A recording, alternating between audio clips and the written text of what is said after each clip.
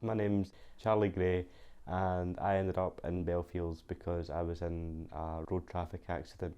Told me that I was airlifted to Glasgow, and then I was sedated into a coma for 3 weeks, where I had a traumatic brain injury. I had 2 punctured lungs, which required me to have a tracheostomy. And the ligaments in my spinal cords had snapped, so I had to get pins and rods. I had a ruptured spleen which had to get removed. When I first came in, they were all very welcoming, which you would expect from anybody, but it's just the extra steps that they went to make me feel welcome. Where they came into my room, like into my wardroom, and they were talking to me for about half an hour to an hour, just trying to get to know me, my personality, how I was. They never left my side. They were always here when I needed them, and they helped like a lot with the psychological side of things, and also the physical. Obviously people have their certain jobs to do, but with stuff like psychological health,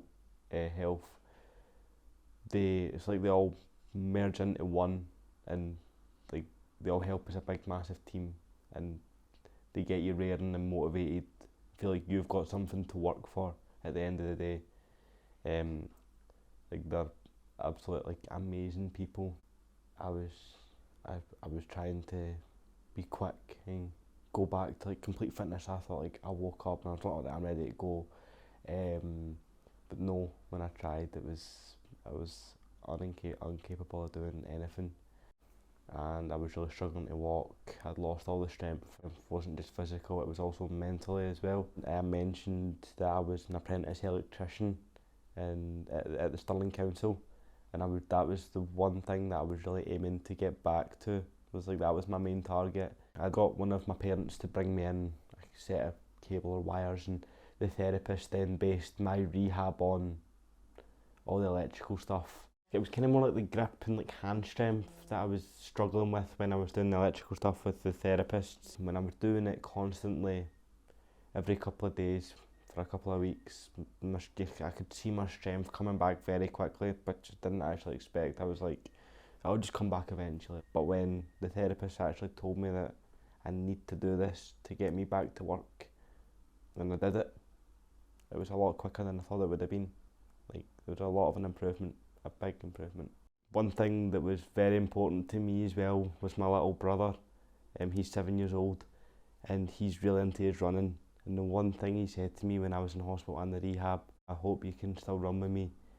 And that was like, right, this is where I need to get back to full fitness and make sure that I can go out and run with that boy, because I wouldn't want him to get upset or anything. I wanted him to still have that big brother that can go out and run with him. It's like things were coming back to me and clicking. Like it was the electrical stuff, being back to full strength with the grip, like my hand grip, my strength, and then also with the guitar, with my reactions, with changing chords. Just at that point, I tried to think a bit more mentally that I need to keep going. When I first picked up the guitar, when I was in here, trying to actually put my fingers to the fret, it was like, this is a new instrument. It was really weird. It felt like a new instrument that I didn't know how to play it, and trying to strum and everything. It was like, this is all new. Every Friday afternoon, taking part in the quiz. The quiz is honestly, it's amazing. It's a good wee quiz.